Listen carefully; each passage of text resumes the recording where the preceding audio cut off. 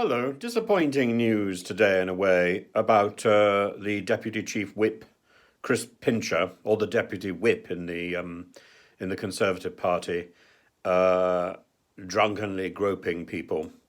Apparently, the problem is he's got form. He's done this before, and he's had to resign before. Apparently, I just find it extraordinary that we are governed a by a nest of inadequates. I was going to say a nest of vipers. It's not that. We have got a government that is wholly and utterly inadequate. And I think possibly we have a system that is encouraging inadequacy. We've got a system where people are not tried in the real world, where they simply go from one government post or one position, one political position to another. These are professional politicians. They are not professional people. That's part of the problem. I think the other part of the problem is they are so desperate for advancement that they've forgotten about responsibility. They preach responsibility and they don't practice it. It's time we actually had people in power who practiced what they preach. Now, there are people in the House of Commons on both sides of the House that I've met who are worthy and positive individuals. One of them, of course, would be Pincher's superior, the Chief Whip, Chris Heaton-Harris. There are others.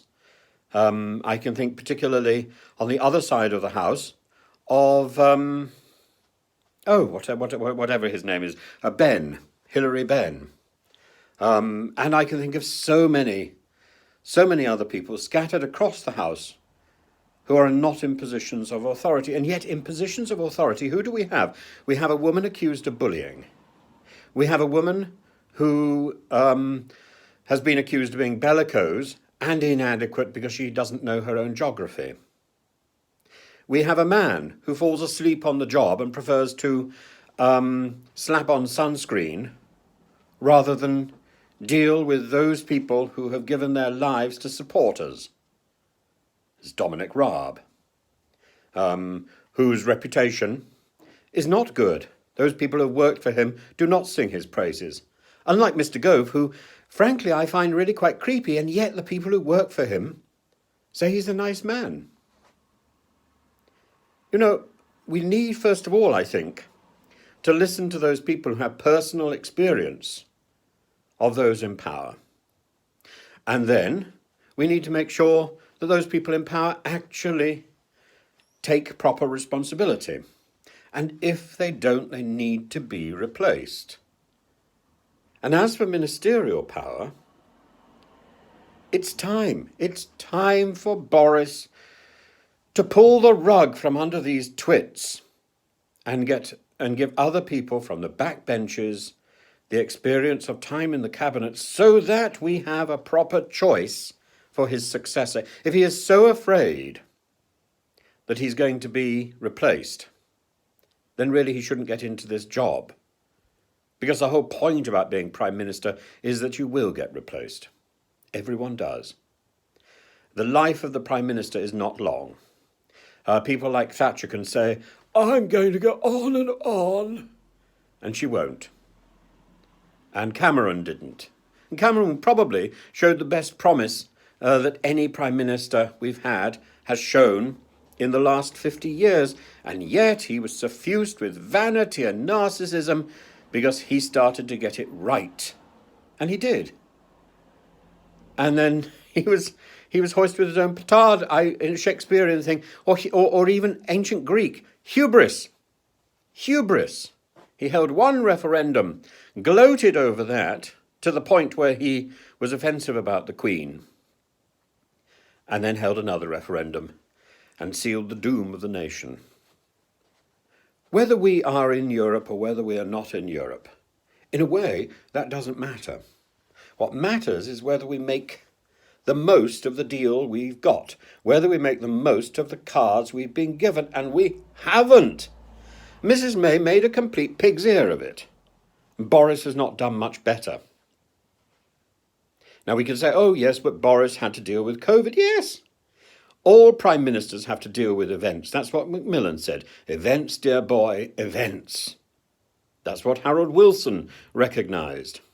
That's the cross that Callaghan had to bear. Events.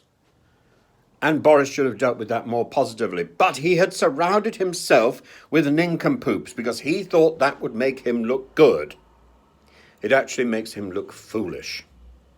I'm sorry about Chris Pincher, but it's time he went, and he shouldn't be back. And it's time that other people were elevated into the whip's office and into those other seats which are currently vacant, and more seats should be made vacant. I'm thinking particularly of the Home Secretary, the Foreign Secretary, the Minister of Justice, Raab. Raab just has to go. Raab has to go the same way as Gavin Williamson and Gove, really, even if his friends think he's nice. I mean, really, he just has to go. And we have to do something about the railways. We have to do something about travel. We have to do something about the arts, and we have to do something about education.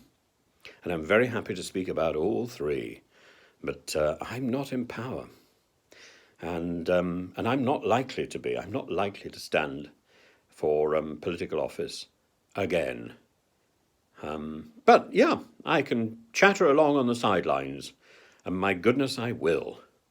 And I will keep saying the same thing until these dreadful people either step aside or get replaced. And I would suggest better for Boris to replace them than for them all to resign en masse and precipitate his immediate resignation. He needs to get back to the UK and take control fast.